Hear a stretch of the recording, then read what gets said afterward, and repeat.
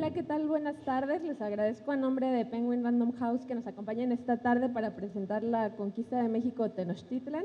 Bueno, pues Sofía Guadarrama Collado, autora del bestseller Coat, El misterio de la serpiente, ha incursionado en el thriller, novela negra, ensayo, novela histórica, cuento, relato autobiográfico, ciencia ficción y guión cinematográfico y de series de televisión. Entre los 14 libros que ha publicado destacan la novela Cyberpunk, Piso 931, la novela feminista Adelita, Una mujer, una revolución, el thriller político Tiempo de canallas, el thriller histórico Enigmas de los dioses del México antiguo y la colección Grandes Tratuanis del Imperio, la cual inicia con Tezosomoc, el tirano olvidado, y Nezahualcóyotl, el despertar del coyote. Les pido un fuerte aplauso para recibirla.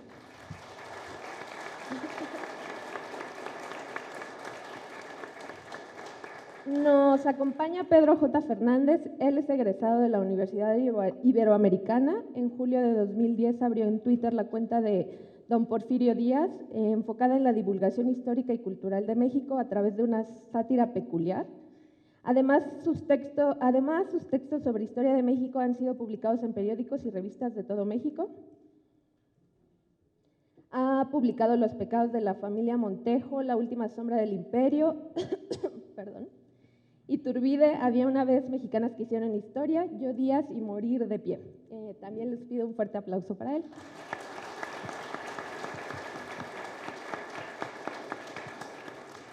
Y le cedo la palabra a Pedro. Bueno, buenas tardes a todos. Estamos aquí para celebrar realmente 3 extraordinarias novelas que conforman la conquista de México Tenochtitlan. Yo reconozco que cuando me pidieron que leyera, bueno, que presentara el libro, dije, yo no puedo presentar un libro que no he leído, y dije, ay, a ver cómo va a leer esto porque se ve. Pero no, lo leí en menos de 2 semanas. La verdad es que me piqué y estaba yo leyéndolo todo el tiempo. Salías a pasear el perro y entonces traía el libro y me decían la gente en la calle, te vas a caer, y yo, no, pero es que el libro está buenísimo. O sea, porque de verdad, adentrarse a una época histórica tan compleja y verla desde un punto de vista diferente, desde sus protagonistas, creo que hace que cambies tu forma de pensar y tu forma de ver la historia de México. Muchas veces pensamos de estos tlatoanis que parece que aparecieron en el momento en que llegó Cortés y de repente está Moctezuma ahí preocupado, y no nos ponemos a pensar quién era este hombre, quién era Moctezuma, de dónde venía, cuáles eran sus miedos. Y esta parte de humanizar a los personajes que por mucho tiempo han sido olvidados, creo que es importante en una época como esta. Y bueno, ya Sofía nos dirá qué tan desgastante fue para ella, pero creo que en mi caso y con muchos de los escritores con los que he hablado, cuando humanizas un personaje así, no solamente estás escribiendo al personaje, estás escribiéndote a ti mismo, y al final se convierte en un espejo de lo que eres, de tu identidad, y en este caso de la historia y de la mexicanidad. Entonces, pues para mí son 3 extraordinarias novelas que pues sí narran una época, y como le estaba contando ahorita a Sofía que nos fuimos a comer, no solamente es la vida de estos personajes, sino que vas viendo cómo la gran ciudad empieza a sufrir esta guerra y esta invasión de los españoles, y empiezas a sufrir genuinamente por la ciudad, empiezas a sufrir por los mexicas, por la destrucción que está pasando, y cómo finalmente esa destrucción deriva en lo que tenemos hoy como ciudad. Entonces, no solamente es estos personajes, sino lo que va sucediendo alrededor, y que nos ayuda a explicarnos, porque al final este tipo de novelas no solamente son un espejo para el lector en cuestión de relacionarte con los personajes, sino de entender tu propia historia. Entonces, pues le dejo la palabra a Sofía para que nos explique y nos cuente un poco más de esta humanización. No, pero tú eres la autora, para que nos hable de esta humanización de estos grandes personajes y realmente lo costoso que es llevarlos al papel. Bueno, antes que nada, muchas gracias por asistir. Pues, ¿qué les puedo decir? La conquista de México la comencé a leer comencé a estudiar la historia de México hace 18 años y la verdad fue de las cosas más dolorosas que había leído hasta el momento en mi vida. Descubrir tantas cosas que siguen sin entenderse, porque la mayoría de la gente, no sé si tú compartes la idea de que la mayoría de la gente ha idealizado la antigua México Tenochtitlan o la cultura maya, ¿no? O sea, es decir, hay gente que pues cree que era un Edén, que no había nada malo y que pues todo era miel sobre hojuelas, cuando la realidad era todo lo contrario. O sea, desafortunadamente en la historia de México la han manipulado desde las altas esferas del poder, desde, pues digamos, desde ciertos personajes de la literatura, autores que también pusieron su granito de arena para que comenzáramos a odiar a Hernán Cortés e idealizáramos a un México Tenochtitlan que nunca existió. Entonces, yo tengo ahorita ya, pues, o sea, como 15 años trabajando en estas novelas. Empecé con Tesosomo, con Nezahualcóyotl, luego Moctezuma, Cuitláhuac, Cuauhtémoc. Ahorita estoy trabajando en Tlacaelel, que por cierto es el personaje también más idealizado de la cultura mexica. Hay incluso una novela sobre don Antonio Velasco Piña, quien me hizo el favor de presentar Nezahualcóyotl hace algunos años aquí en Minería, y a quien admiro y respeto, pero no comparto. No sé si te pasa que puedes no compartir la visión de algunos autores sobre ciertos personajes de la historia. Sí. Y la visión que yo tengo sobre el personaje de Tlacaelel es completamente diferente a la que pintó don Antonio Velasco Piña. No quiero hablar mal de él, simplemente no comparto esa idea. Y el año que viene espero, o no sé cuándo, no, nunca sabemos cuándo vamos a terminar una novela, pero volviendo a lo de la conquista de México, pues desafortunadamente mucha gente llega y dice, es que México Tenochtitlan nos la destruyeron los españoles malditos, la guadalupana. O sea, somos tan bipolares en ese aspecto, o sea, cultural, que se nos olvida, ¿no? Que Hernán Cortés, pues, fue el que nos trajo a la Virgen de Guadalupe. Aunque no lo crean, antes del milagro del 31, de 1531 o 32, Hernán Cortés ya traía una Virgen de Guadalupe. Pero esa otra Virgen. Ya luego, pues, fue evolucionando. Pero, o sea, lo que mucha gente no entiende es que en realidad Hernán Cortés ganó la conquista, o hay gente que se enoja y dice, es que no fue conquista. Bueno, hay que entender que el vocabulario evoluciona. Es decir, las palabras que hoy entendemos como románticas, en aquel tiempo no tenían una connotación romántica. Es decir, la conquista en aquel tiempo no tenía nada que ver con, me voy a conquistar a esa chava, vas a ver cómo. No, o sea, no tenía nada que ver. Entonces, si son de los que se enojan porque se dice conquista de México, dejen de enojarse, porque sí fue una conquista, porque en ese tiempo, hace 500 años, se utilizaba conquistar un pueblo, conquistar unas tierras, con el término invadir y matar a todos los que se nos opongan. O sea, eso era una conquista. Pero a mucha gente se le olvida o sea, que antes de eso, por ejemplo, Moctezuma Xocoyotzin conquistó más de 50 pueblos, y los mexicas ya habían conquistado más de 300 y cacho de pueblos.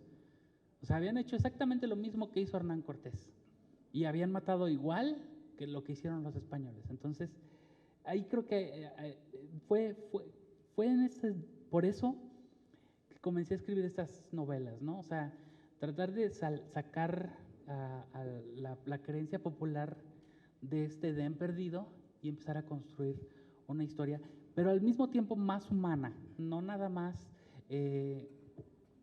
como en la serie de televisión que ponen a los mexicas como cavernícolas ya saben cuál, ¿no? Que se salió en...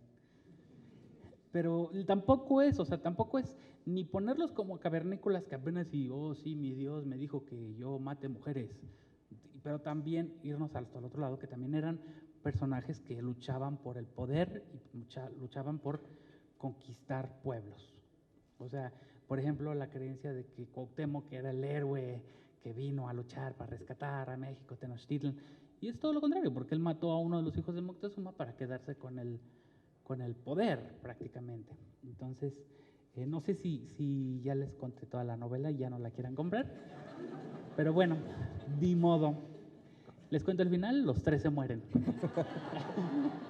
Moctezuma, Cuitláhuac y Cuauhtémoc se murieron. Querido Pedro, cuéntanos. Justo elaborando un poco en esta idea, una de las cosas que más me gustó fue esta escritura, digo, laberíntica, porque las novelas no son lineales, estamos saltando en el tiempo, y justo desde el principio vemos a este Moctezuma niño que tiene problemas con su padre, que le dicen que no puede llorar. Es Moctezuma que eventualmente llega al poder y tiene dudas, entonces a mí me pareció maravilloso poder ver eso, porque a veces pasa que, sobre todo, mientras más lejanos están los personajes en la historia, tenemos pinturas o representaciones fijas, estáticas, y de repente es así como si todo Moctezuma, todo señorial, como si nunca hubiera tenido miedo, siempre es como una figura de piedra, y de repente ver a un Moctezuma que tiene dudas de su gobierno, que no sabe de repente qué decisión va a tomar.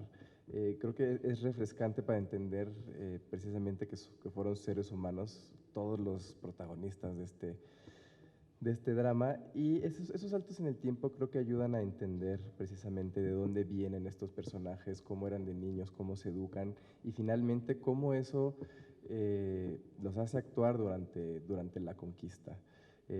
¿Cuál es su reacción hacia Cortés? Creo que algo interesante de estos tres personajes es que son tan diferentes que al momento que tienen que enfrentarse con esta amenaza que se llama Hernán Cortés, tienen diferentes emociones, toman diferentes decisiones. Es interesante cómo algunos pierden la esperanza, así como de ya entreguemos la ciudad, otros quieren morir luchando. O sea, esa variedad de sentimientos que implica que sí había una variedad de opiniones tanto de los mexicas como de los españoles. Nada más es un grupo contra otro, como si hubiera nada más una opinión de un lado y otra opinión del otro y se enfrentaran. O sea, esto no es Pocahontas de Disney. Entonces, creo que también es muy refrescante porque nos ayuda a entender esa parte y a reflexionar precisamente si nos hubiéramos ubicado en alguno de los dos lados, qué bando hubiéramos tomado de una forma realista, porque eso de que pues, vamos a luchar nada más porque sí, pues, no creo que sea tan realista en el caso de una persona. Entonces, creo que es algo maravilloso que tiene la novela, este desarrollo psicológico de todos los personajes. Bueno, sí, creo que yo soy de la creencia de que para novelar a un personaje, ya nos contarás tú cómo ha sido para ti, por ejemplo, darle voz a Zapata o a Porfirio Díaz o a Iturbide. Para mí, por ejemplo, darle voz a Moctezuma fue una de las cosas más difíciles, ¿no?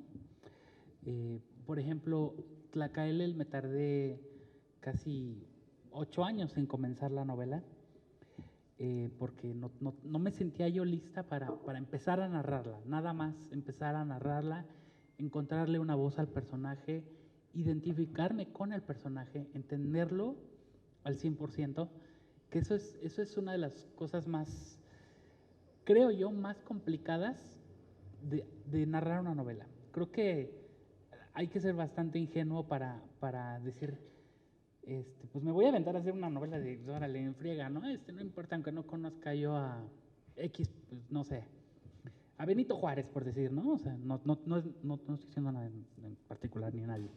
Pero digo, o sea, yo en particular a Moctezuma lo sufrí mucho, porque aparte fue una novela en la que le hablaba yo a Moctezuma. Quienes ya la leyeron, está escrita en ciertos capítulos en segunda persona, es decir, cuando el subconsciente le habla al protagonista. Y es como si ustedes le estuvieran hablando al protagonista. En este caso yo le hablaba a Moctezuma y le contaba y lo acompañé en su suicidio. Mucha gente, quiero aclarar esto, el por qué abordé el suicidio de Moctezuma y no la muerte como nos la han querido pintar, porque hay 3 factores.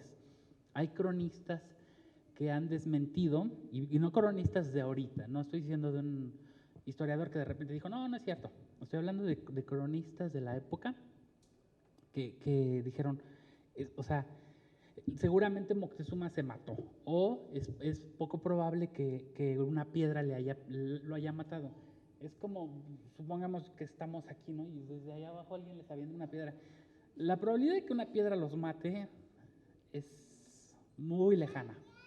Y luego, o sea, que Hernán Cortés lo haya matado de coraje o por rabia o por venganza o lo que sea, también es muy improbable porque era su boleto de huida para poder salir de Tenochtitlan. Tenían ya varios días, varias semanas encerrados, sin alimentos, sin agua, tenían que salir, o sea, como fuera.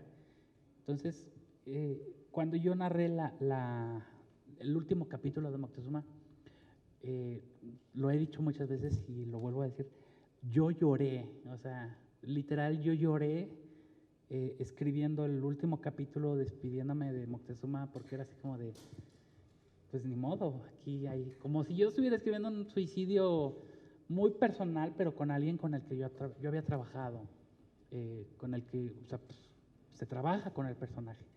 No sé si tú quieras contarnos cuáles han sido las dificultades al escribir a tus autores, bueno, a tus personajes.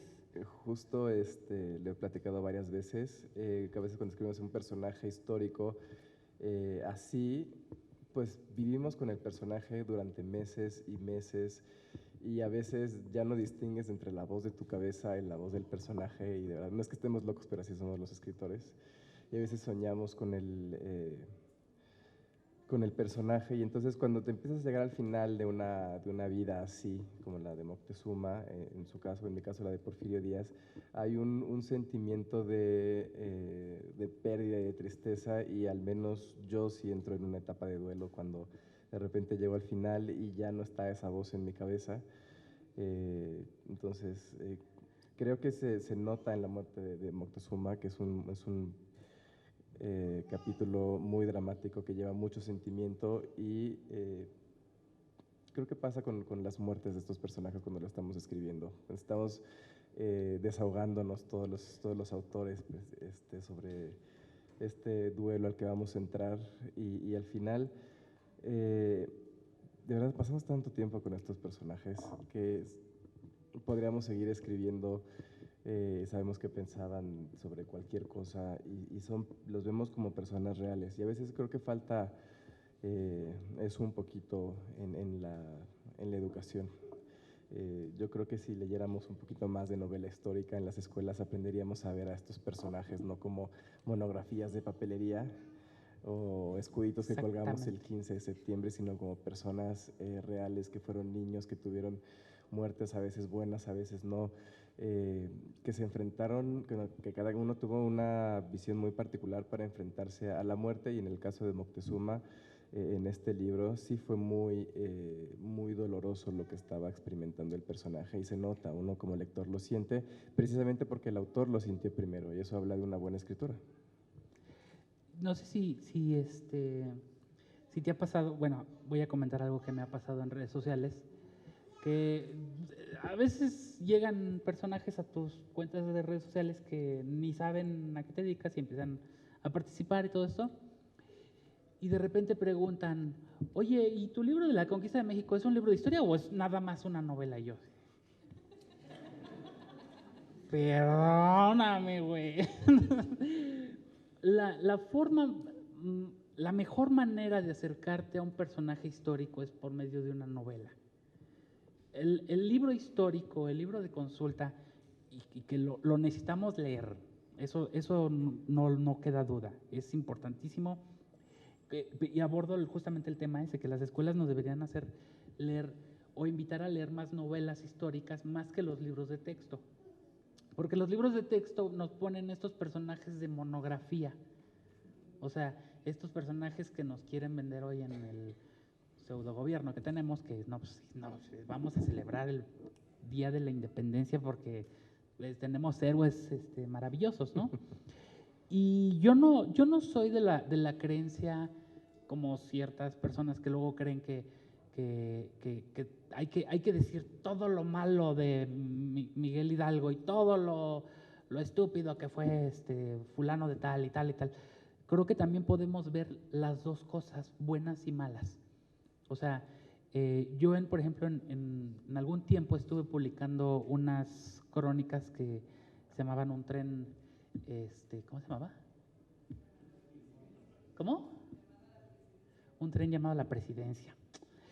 Y en esas crónicas empecé a hacer más, no novela, pero tratar de buscarle el lado bueno de algunos personajes, y en el caso fue de Gustavo Díaz Ordaz, a quien en realidad pues hasta cariño le agarré, porque pues, o sea, descubrí que es que hay que leerlo por eso. O sea, más que, o sea, si tú investigas la historia de México, vas a descubrir que Gustavo Díaz Ordaz en realidad fue uno de los mejores presidentes que ha tenido México. Desde entonces, el mejor. Puedes encontrarla en mi página de Facebook, búscala. Hay una crónica en donde están las notas, ahí está la crónica, se llama Crónica del 68. Y no es que yo quiera hablar bien de Gustavo Díaz Ordaz, o sea, también tuvo sus cosas malas. Fue un presidente autoritario, fue que tenía, pues él fue ahora sí que alumno del jefe de Puebla, que se llama Maximino. O sea, de ahí aprendió, o sea, también eran de los que con mano dura reprimían y todo eso. Pero Díaz Ordaz no es precisamente el que provocó el 68, o sea, fue de Echeverría. Pero hay muchas cosas sobre eso. Lo que yo quiero decir es justamente esto, o sea, la novela histórica es la que nos ayuda a comprender más al personaje, más allá de los libros de texto o los libros de consulta. Muchas veces los libros académicos, para académicos, son muy difíciles para el lector común. Los libros de texto generalmente son muy aburridos y muy simplones. Entonces, creo que la fortuna que nos está dando el ámbito literario en México es que estamos encontrando algunas novelas o muchas novelas sobre personajes históricos, y los podemos encontrar de diferentes formas. Y no necesariamente tenemos que creer que cierto autor tiene la razón. O sea, yo no quiero que digan, no, esta es la novela que dice toda la pura verdad sobre la conquista. Pueden leer muchas cosas más y van a encontrar cosas muy diferentes, y eso es perfecto, eso es buenísimo para que ustedes se vayan abriendo o formando su propia opinión, y no nada más creer lo que dice Francisco Martín Moreno o lo que dice Pedro Salmerón o el otro, iba a decir otro Pedro. Que no soy yo. Ay, se me fue su apellido. ¿Cómo se llama el otro Pedro? El de Puebla, ayúdenme. Pedro Ángel. Pedro Ángel Palou. O sea, estoy hablando de que no necesariamente tenemos que tragarnos una sola versión. Podemos armarnos muchas formas de versiones. Entonces yo los invito siempre a que lean todas las versiones posibles, ¿no? No sé, ¿tú qué opinas? No, sí, estoy completamente de acuerdo. Justamente una de las razones por las que escribí Yo Díaz era precisamente porque no me gustó la novela de Pedro Ángel. Que al final, cuando uno lee mi novela y lee la suya, no tienen hechos encontrados, simplemente que cada uno le dio su peso a diferentes cosas, o él decidió contar más al final de la vida de Porfirio, yo decidí contar más el principio, pero eran diferentes perspectivas que cada uno puede ir abonando. Y yo creo que como escritores de novela histórica a veces nos pasa que pues sí, tenemos que leer estos libros de consulta, y luego lo estoy leyendo, lo termino y digo, está muy bueno, aprendí mucho, pero estoy seguro que si no hubiera estado buscando el dato o lo hubiera tenido que leer para escribir un libro, probablemente nunca lo hubiera leído porque no tenía ese interés en el dato específico de tal. Entonces, creo que la novela histórica permite precisamente formar esa curiosidad, Y sobre todo, y como siempre digo, pues que nadie nos moldee la cabeza y que nadie nos diga, este tiene que ser héroe y este tiene que ser villano y las cosas son así porque te lo estoy diciendo yo que soy tu maestra de cuarto de primaria. Creo que las novelas te dan la oportunidad de que tú, mexicano, decidas qué mote le vas a poner o si le vas a poner o no un mote al personaje histórico y qué representa para ti. Entonces, creo que sí es, pues produce mexicanos pensantes. Espero que se siga replicando este tipo de novelas. Y al final, si se generó un interés o no se generó un interés, pues ya se verá después, pero cuando hay un interés, pues sí van a buscar esos libros de consulta. A mí me ha pasado que de repente la gente lee mi novela de Porfirio Díaz y ve que hay un nombre ahí que apenas sí menciono, pero está ahí, y de repente les interesa y me dicen, ay, es que me gustó tal y lo estuve investigando y a lo mejor me echo una novela y yo me pongo a buscar y digo, pero si nada más sale en un párrafo en una novela de 500 páginas, pero generó el interés. Y esa persona se puso a seguir buscando en ese nombre. Entonces, yo creo que las novelas históricas generan un interés extraño, impredecible, y por ejemplo, en este caso son los tres tlatoanis. Yo estoy escribiendo ahorita una novela de Malinche, entonces, que ya me regañaron, Malinali. Malinche. No, es que yo le estoy invitando a que no la titule Malinche, pero porque justamente en la novela yo hago la aclaración que Malinche es Hernán Cortés, entonces hagámosle justicia. Pero vemos como de un solo hecho podemos ir tomando diferentes personajes. Habrá quien le interese Bernal Díaz del Castillo, habrá quien le interese más precisamente Hernán Cortés o algún guerrero mexica que aparezca por ahí mencionado en un pie de página y que de ahí se empiece a desarrollar. Al final así es como se van construyendo estas historias a partir de ideas de personajes que se nos aparecen de repente y que vamos descubriendo, y así nos damos cuenta que periodos como la conquista no nada más era de un hombre contra otro, sino de realmente personalidades de los dos lados que vale la pena ir descubriendo. Nos quedan 15 minutos. Vamos a vender preguntas a 20 pesos cada una. ¿Ya pasaron a la caja? ¿La caja está acá, verdad? ¿No? ¿Alguien quiere hacer una pregunta? Adelante. No sé si tenemos micrófonos.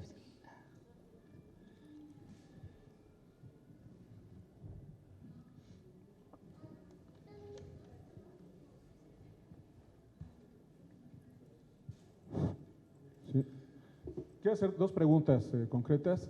La primera, ¿qué tan cierta es la versión de que la historia verdadera de la conquista de la Nueva España de Bernal Díaz del Castillo no la escribió él, sino que algunos dicen que fue el propio Hernán Cortés? Bueno, quiero su punto de vista.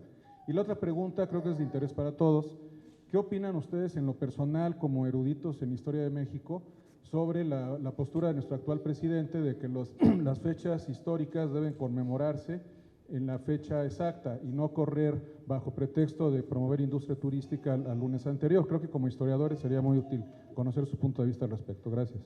Bueno, primero, cuando se dijo que la Tierra era redonda, pues muchos no lo creyeron. Cuando se dijo que el Sol no giraba alrededor de la Tierra, tampoco muchos lo creyeron. El maestro Christian Duverger se aventuró a hacer esta propuesta de que, y lo dice alguien que sí estudió al personaje, y los que lo han querido, digamos, contradecir, pues a veces pura baba de perico, o sea, gente que no, o sea, quiero ver que alguien haga el mismo estudio y diga, sí, Christian Duverger está mintiendo. Yo no estoy diciendo que creo al 100% lo que dice Christian Duverger, es decir, que en realidad la historia verdadera de la conquista de México la escribió Hernán Cortés y no Bernal Díaz del Castillo. Yo sí creo que sí fue Hernán Cortés, y hay que estudiar la vida de Cortés para entender por qué es probable que él haya buscado un seudónimo. Es decir, se prohibieron, o sea, cuando Hernán Cortés, después de la conquista, para él el final no fue miel sobre hojuelas, o sea, fue de hecho un infierno para él el final de su vida. Es decir, que le impidieron pues muchas cosas, ¿no? Lo sacaron de la Nueva España, se tuvo que regresar a España, luego el rey Carlos V le hizo un montón de groserías, X cosas, ¿no? Incluso lo llevó a una guerra, Hernán Cortés le dijo, oye, pues yo te echo la mano, déjame, te organizo el ejército en la guerra de Argelia. Y el rey Carlos V, por su orgullo, dijo, no, o sea, no me importa y yo no voy a utilizar a Hernán Cortés.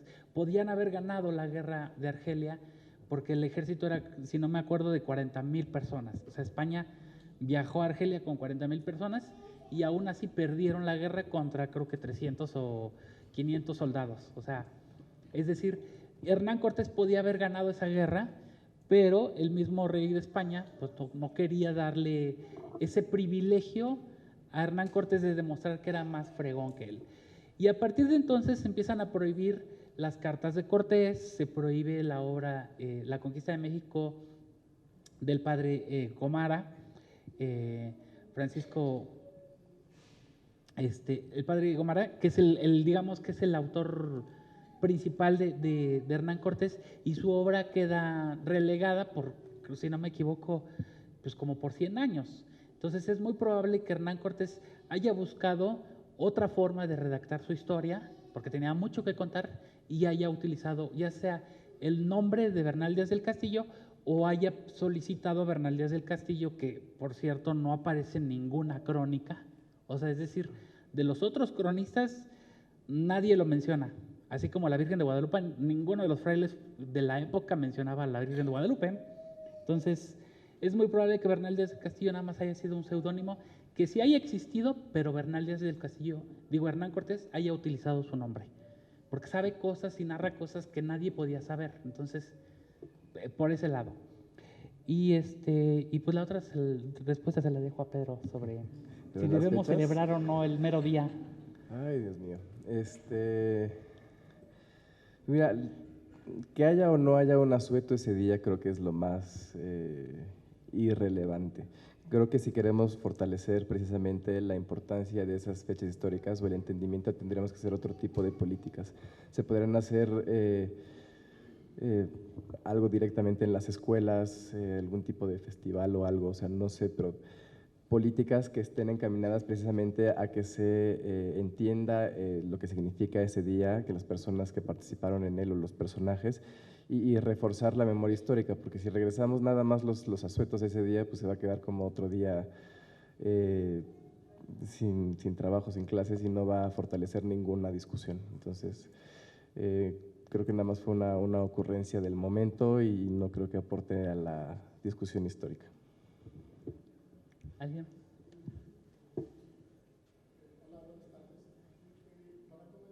Creo que está apagado.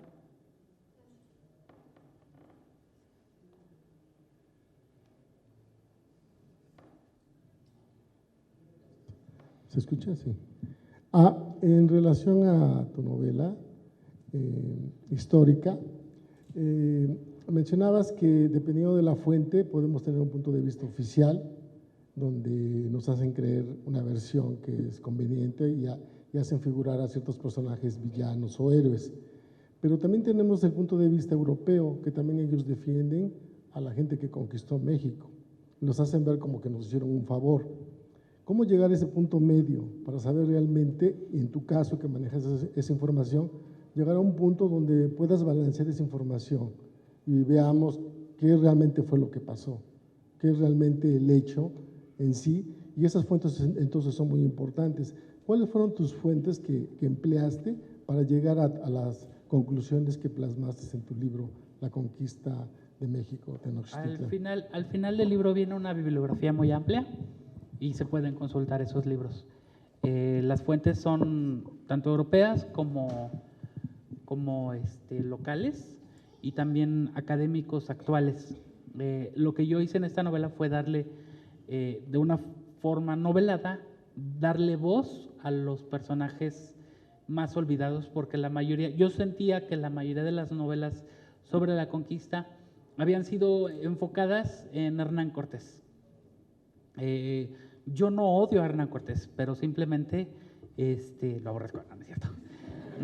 No lo odio, pero simplemente creía que era necesario que que se le diera voz a Moctezuma, Cuitláhuac y Cuauhtémoc. Y sí, de hecho, sí, estoy trabajando en una novela de Cortés que para mí el personaje es tan importante que no la he podido terminar desde hace muchos años y creo que el personaje amerita y merece respeto y necesita estudiarse a fondo.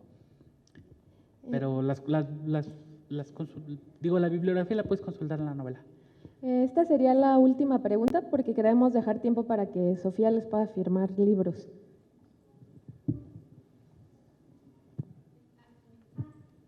Quisiera saber un pequeño comparativo en cuanto a edad, formación y temperamento de los dos personajes, Moctezuma y Cortés.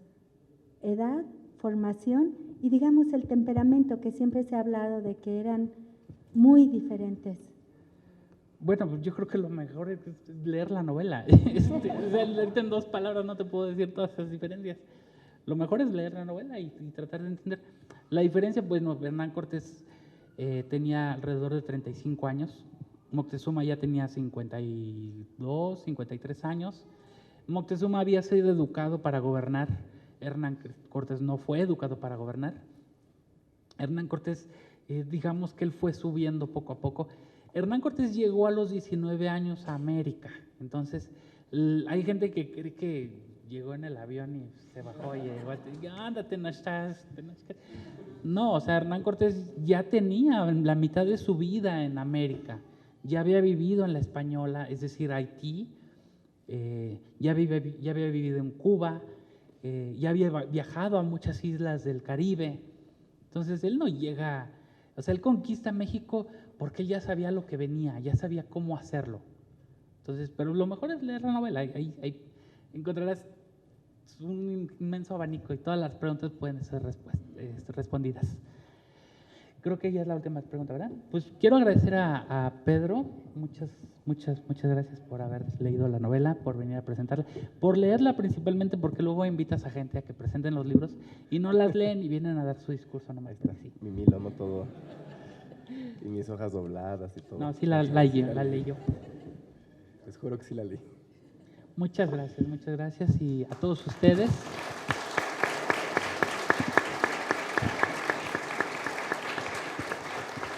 Y antes que nada, quiero hacer una invitación. El 9 de marzo los invito a todas las mujeres a que no vayan a trabajar, no vayan a la escuela, no lleven a sus hijas a la escuela. A los hombres los invito a que ayuden ese día a sus esposas, que hagan lo que se tenga que hacer, vayan ustedes, cuiden a los hijos ustedes y apoyen ese día, por favor.